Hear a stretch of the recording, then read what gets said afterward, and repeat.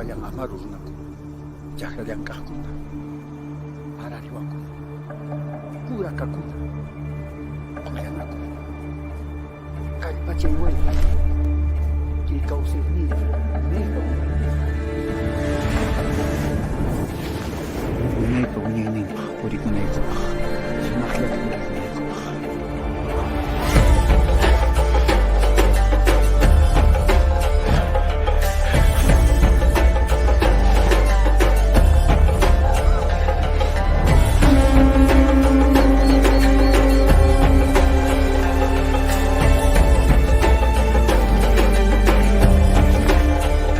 La Panaca Atayupanqui Pachacútec, asociación civil sin fines de lucro, reconocida e inscrita con partida 1122-9412, SUNAR, Perú, institución cultural histórica de la región que investiga, preserva, difunde y fomenta el desarrollo de nuestra cultura mediante la educación inclusiva e intercultural. Está integrada por 350 miembros, descendientes incas en diferentes grados de titularidad, por derecho consuetudinario y de linaje, de las casas nobles del Zapan Inca, Yaguarhuaca y matrilineal del Gran Pachacútec Inca en Iñaca Panaca de Mama Anahuarque. Documentados por Justo Apos Aguaraura, Ronald Edward, Dolores O'Feeling, María Rostorowski y otros. Nuestras actividades también están orientadas hacia la correcta gestión de los recursos naturales, la protección de la biodiversidad, preservación del ecosistema y del medio ambiente, con la responsabilidad de cooperar en las transformaciones que nuestra sociedad rural andina requiere para acceder a los derechos y la calidad de vida que todos merecemos. Como organización cultural, coordinamos acciones creadoras de identidad, generadoras de inclusión social y catalizadoras de diversidad, promoviendo el desarrollo territorial sostenible.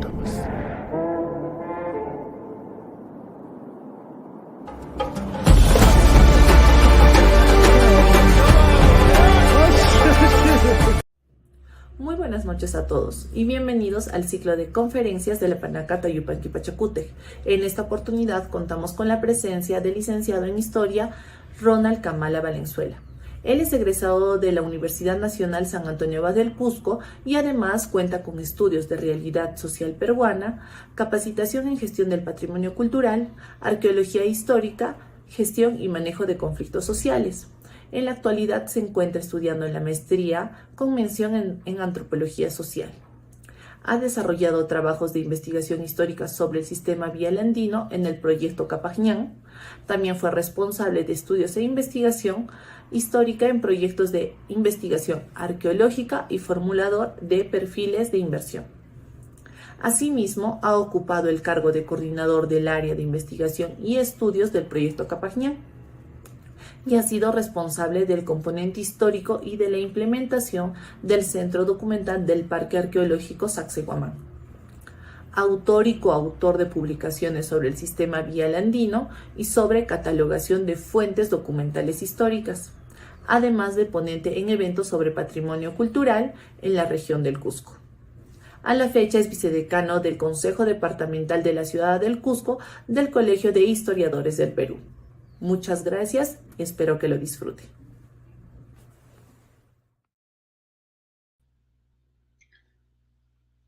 Bien, se me escucha, ¿no? Aló, buenas noches.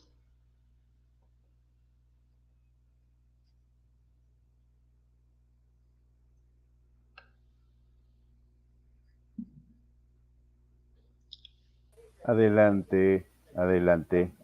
Gracias, muchas gracias. Gracias. Muy buenas noches con todos.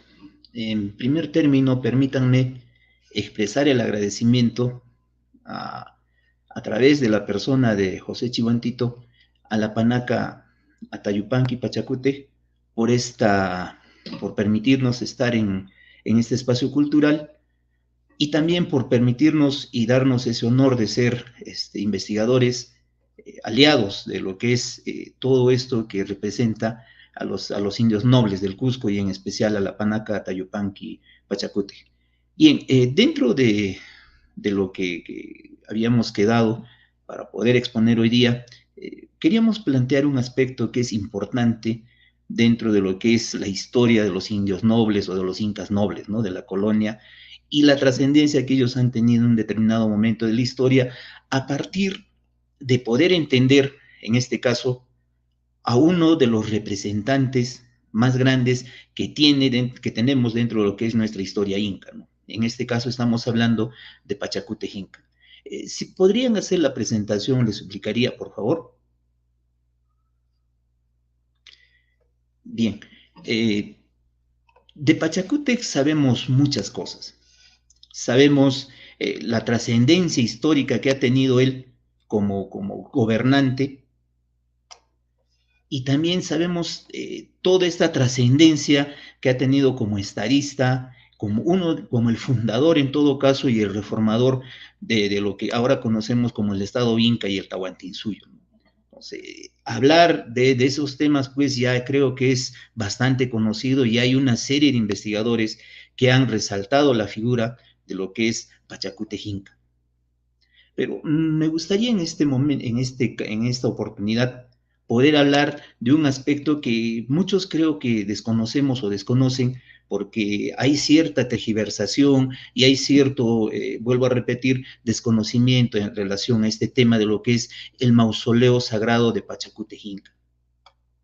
Y justamente por eso el tema que planteamos es Patallacta, mausoleo de Pachacútec Inca. Y vamos a partir de un aspecto. El año 2010, la historiadora María del Carmen Martín Rubio, en una exposición que ella hace allá en Galicia, España, plantea la posibilidad de que Machu Picchu se llamaba Patallacta. Toma para ello en cuenta a dos cronistas bastante conocidos dentro de lo que es los estudios de las fuentes históricas, ¿no? Uno es Sarmiento de Gamboa y el otro es Matienzo. Entonces, en base a ellos, María del Carmen Rubio plantea una posibilidad que ya en otro momento, mucho más antes, Luis Guillermo Lumbreras había igualmente había dicho, ¿no? De que el nombre primigenio de Machu Picchu era Patallacta. Esto, como ustedes entenderán, viendo la trascendencia que tiene Machu Picchu, no solamente como un espacio cultural de visita de turistas, sino también como un sitio de investigación desde todas las ramas que existen, ¿no es cierto? Planteó todo un debate, ¿no? Entonces, y en ese momento, mi persona, junto a lo que es el maestro Donato Amado González, en base a la documentación que se tenía de los siglos XVI, XVII y XVIII, rebatimos esta propuesta y mostramos de que este sitio de Patallacta no era Machu Picchu, ni tampoco era este espacio que ahora conocemos como Patallacta, también el sitio arqueológico de Patallacta, que está dentro de lo que es el entorno del Parque Arqueológico Nacional de Machu Picchu.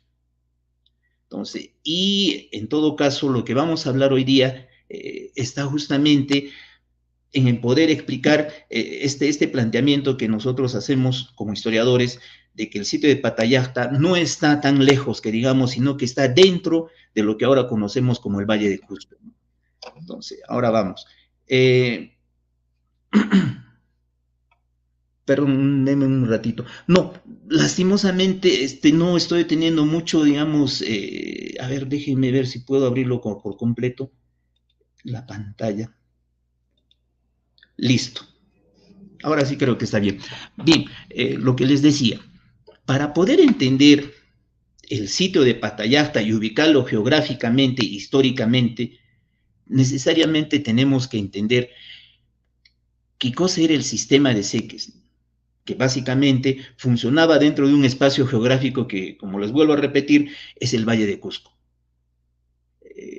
Polo de Ondegardo en 1571 hablaba del sistema de seques, planteando de que del Templo del Sol, vale decir del Coricancha, salían como de centro, dice él, ciertas líneas que los indios llamaban seques, y hacíanse 4 partes conforme a los 4 caminos reales que salían del Cusco, y en cada uno de aquellos seques estaban por su orden las huacas y adoratorios que había en el Cusco y su comarca, como estaciones de lugares píos, cuya veneración era general a todos, y cada seque estaba a cargo de las parcialidades y familias de la dicha ciudad del Cusco. A partir del entendimiento y el estudio de lo que es el sistema de seques, en un primer momento Yanis Cherbondi y también Brian Bauer ya planteaban la posibilidad de que este sitio de Patallacta estaba, como les decía antes, dentro de lo que es la parroquia de San Blas. Y justamente la segunda huaca del seque, o sea, estamos hablando en este caso del primer seque del Chinchaysuyo, se decía Patallacta. Y Patallacta era una casa que diputó, dice el Polo de Ondegardo, Inca Yupanqui, que es el otro nombre de Pachacútec, para sus sacrificios y murió en ella, dice. Y los incas que después le sucedieron hicieron aquí sacrificio ordinario, ofrecíansele generalmente todas las cosas que consumían en sacrificio por la salud y prosperidad del inca. Este es el primer dato, en todo caso, exacto de dónde se ubicaba el sitio de Patallacta. Aquí en la diapositiva podemos ver al sitio de Patallacta y también a las otras huacas que eran parte de este primer seque del Chinchaysuyo, ¿no? En este caso, por ejemplo, Micho Samaro, que es en la parte baja de lo que ahora conocemos como San Blas, Pilco Pugio, que estaría por lo que ahora conocemos como, no se me dice el nombre, que está también al lado de Kenco, Patallacta, y Sirocaya, que sería lo que es Tamomachay. Entonces, esto era el contexto de lo que podríamos llamar el primer seque del Chinchaysuyo. Entonces, además de esto, y haciendo una mejor lectura de las crónicas de Betanzos y de Sarmiento de Gamboa, vemos, por ejemplo, estos datos, ¿no? Betanzos para 1551 decía, fue llevado a un pueblo, está hablando de Pachacútec Inca, que se llama Patallacta, en el cual pueblo él había hecho edificar unas casas donde su cuerpo fuese sepultado, y sepultáronle metiendo su cuerpo debajo de tierra en una tinaja grande de barro nueva, y él bien vestido, y encima de su sepulcro mandó Inca Yupanqui que fuese puesto un bulto de oro hecho a su semejanza, y en su lugar a quien las gentes que allí fuesen adorasen en su nombre. Este, por ejemplo, es el dato que María del Carmen Martín Rubio utiliza para poder plantear de que toda esta cita estaría hablando de que Machu Picchu era Patallacta. Y otro dato que tenemos de Sarmiento de Gamboa dice que es mucho más preciso. Para 1572 dice, hablando también de Pachacútec, edificó junto al Cusco, en un cerro llamado Patallata, unas suntuosas casas y otras muchas a la redonda del Cusco.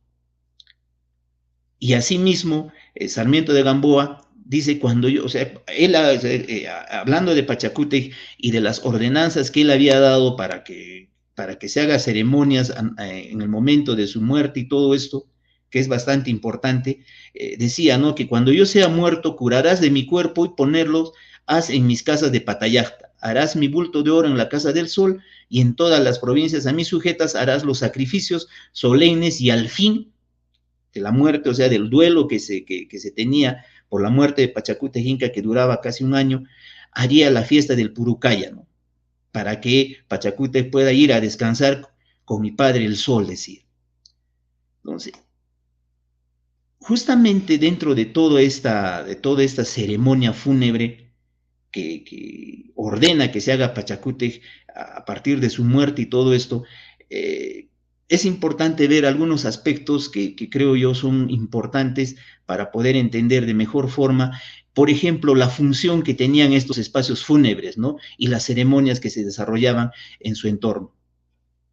Dentro de lo que, y esto es parte de la crónica de Betanzos, que lo hemos tratado de aquí de resumir, por ejemplo, decía que después de su muerte, en su casa no se encendiese lumbre ni se comiera ají ni sal, que todos en su casa, varones y mujeres, se quitasen sus vestiduras y objetos preciados, todo esto por 3 días. Asimismo decía que se llamen secretamente a todos los señores del Cusco a su palacio, y que estos eligiesen como inga y señor al que él había elegido, y lo nombrasen Yanqui Yupanqui. Y así tenemos toda una serie, ¿no es cierto?, de ceremonias y de pasos que se tenían que hacer tras la muerte del Inca, ¿no? Y esto nos trae a colación, hace un tiempo hablábamos de esto justamente en un evento que teníamos con respecto a lo que son las ceremonias fúnebres y cuánto se pueden relacionar estos, por ejemplo, con los ritos a los muertos que tenemos para el 1 de noviembre, y muchos de ellos pues aún todavía perviven en la memoria de la gente, ¿no? Las ofrendas, esto de poder hacer toda una serie, ¿no es cierto?, de actividades con relación a los muertos, muchos de ellos todavía aún se mantienen dentro de la mentalidad y de la ideología, en todo caso, de los pobladores, no solamente, digamos, de pueblos rurales, sino también aquí mismo en el Cusco, ¿no? Cuando justamente hacemos todo este tipo de ceremonia en el Día de los Muertos. Entonces, por ejemplo, también dice, tras los 3 días de ayuno, que todos los señores y gente de su casa fuesen a una fuente que él señaló y que se lavasen hombres y mujeres, y luego se vistan con sus vestiduras y que muelan cierta hierba verde y con ellos se untasen los rostros. Asimismo, hablaba dentro de esta ceremonia que se hacía antes del Purucaya, las mujeres llevaban ollas y cántaros pequeños llenos de chicha y bolsas con coca y maíz tostado y cocido, y platos y escudillas y jarros y vasos de servicio, todo lo cual era de oro y plata. Y los hombres llevaban, según los cargos que en su casa tenían, hasta el portero, como quisiese ir con su señor, era enterrado a la puerta de su sepultura. En otro momento decía que todos los señores del Cusco saliesen a la plaza y le llorasen y dijesen en alta voz sus hechos famosos, y que su bulto fuese puesto después de curado con los bultos de los señores pasados que allí estaban. Asimismo, dentro de esta ceremonia fúnebre que se hacía por la muerte del Inca, se empiezan a hacer toda una serie de sacrificios, no solamente de personas, sino también de lo que ellos llamaban, o sea, bueno, los españoles llaman los carneros de la tierra, que no son otra cosa que los camélidos que ahora conocemos, ¿no es cierto?, en un sacrificio que se llamaba la capacocha.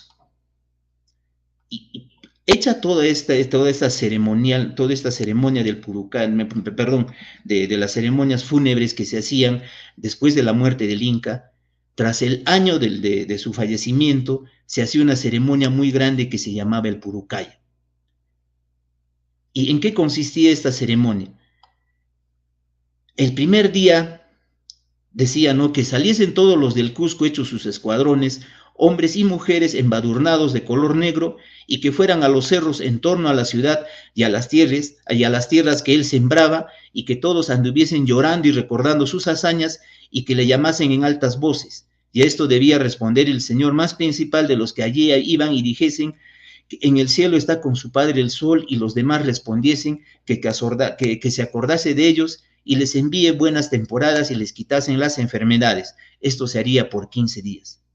Pasados los 15 días le hiciesen una fiesta que se llamase Purucaya, en la cual saliesen a la plaza 4 hombres vestidos con vestimentas de plumas, con muchas pinturas, y las vestimentas se hiciesen de tal manera que nadie los conociese y fueran espantables.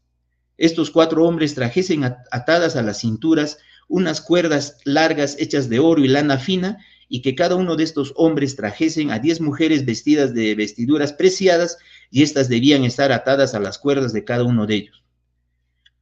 También igualmente 2 grupos iban a una parte de la plaza y otros 2 grupos a la otra parte, y cada grupo trajese un muchacho y una muchacha. La muchacha llevaría un costal de coca, y este costal debía ser de oro o plata, y el muchacho trajesen unos ayllus en las manos, los cuales fueren arrastrados por los suelos. Y así, había una serie también de ceremonias, ¿no es cierto?, que saliesen 2 escuadrones de gente de guerra, uno de Hanan Cusco y el otro de Jurin Cosco, y que batallasen y que se mostrasen vencidos los de Jurin Cosco y vencedores los de Hanan Cusco. Que salieran otros escuadrones de mujeres vestidas como hombres, encima de sus vestidos y en sus cabezas con ataduras de hombres, y que anduviesen en torno a la plaza a manera de sus bailes, entre los cuales vayan algunos hombres.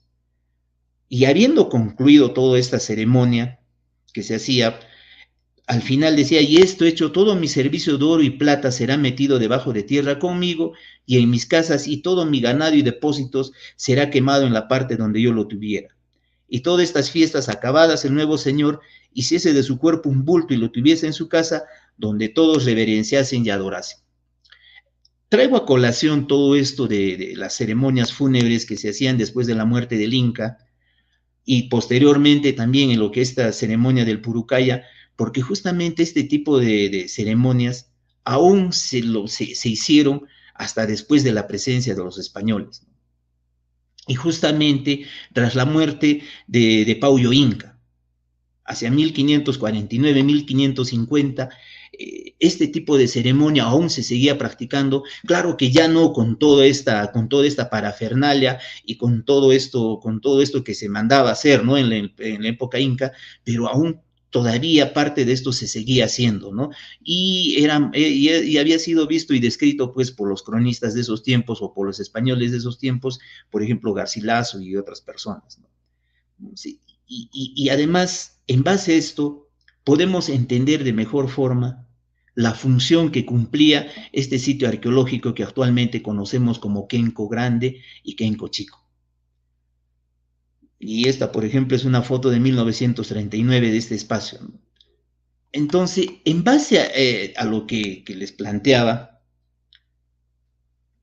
y también les decía un inicio, para poder rebatir toda esta propuesta y esta hipótesis que se daban de que Patallacta era Machu Picchu y todo esto, empezamos a hacer pues toda una sistematización de información histórica que muestren exactamente dónde estaba ubicado Patallacta. O sea, más allá de la fuente cronística de Sarmiento de Gamboa, de Matienzo, de todos los cronistas que pudiese existir, también documentación histórica que se encuentra en el Archivo Regional del Cusco, y que nos ayudasen a entender de mejor forma dónde estaba ubicado este sitio de Patallacta. Y aquí les muestro una serie de referencias que tenemos, por ejemplo, para el año de 1646, ¿no? En donde dicen la parroquia del Señor San Blas de la ciudad del Cusco, en 20 días del mes de octubre de 1646, se hace todo este documento.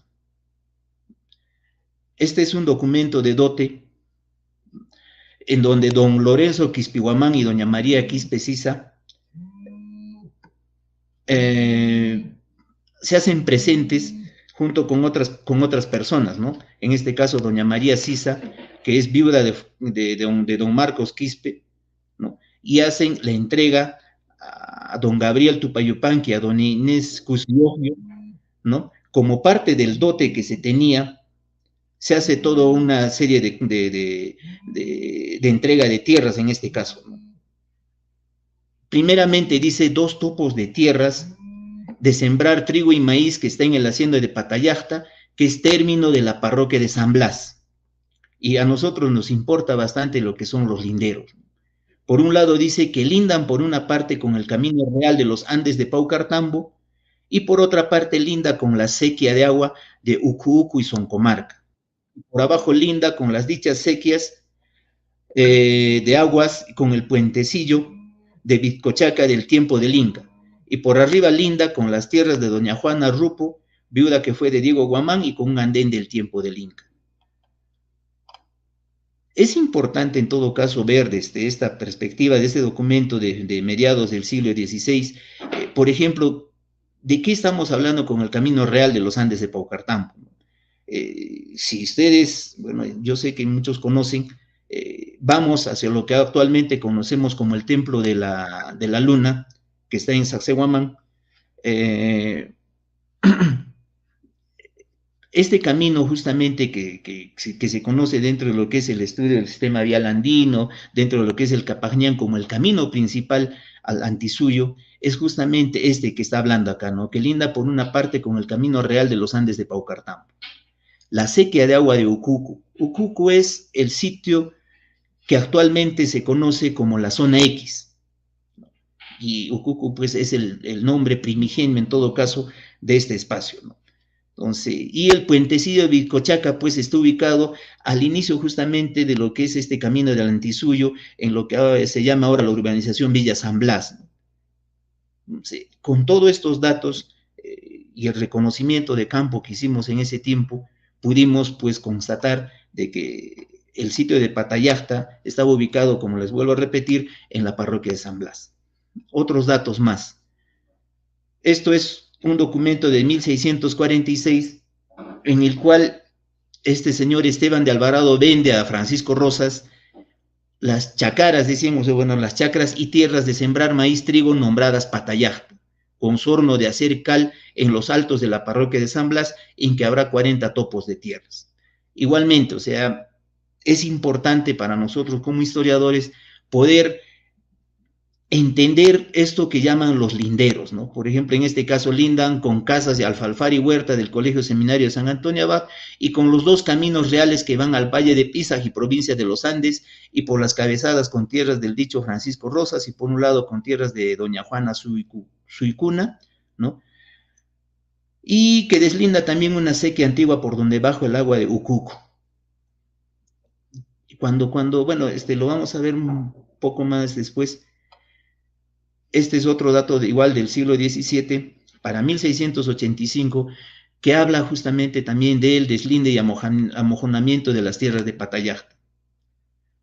Aquí también igualmente nos dice que cuando habla de los mojones o linderos, de una peña grande de piedra que está pegado al camino real que va de la dicha ciudad del Cusco a los Andes Grandes de Paucartambo y a la provincia de Calca. Y también dice que se puso otro mojón al canto de un camino antiguo de Linga que va a dar a la fortaleza. Y linda con tierras de Pascual Gallegos y sigue mostrándonos que estas tierras de Patallacta estaban justamente divididas por una sequía de agua que viene de un paraje que llaman Ucuco. Y una peña vive en donde se dividen las tierras de los indios de Jatunayo y de Ingacuna que llaman Sayapata. Y de ahí corre para abajo hasta dar con un camino antiguo que viene de Umasbamba y una seca que viene de agua de Pumapacha, que viene de Cantohuayco. Todos estos datos ayudan a entender, más allá de poder mostrar la presencia geográfica de este espacio de Patallacta, por ejemplo, en este caso, quienes están viviendo en estos lugares, ¿no? Donde dicen se dividen las tierras de los indios de Jatunayu y de Ingacona, ya estamos hablando de la presencia de dos ayllus bastante conocidos, ¿no? Jatunayu, que sería de lo que es Ingacona, de la descendencia de Topa Inca y de Pachacute Inca.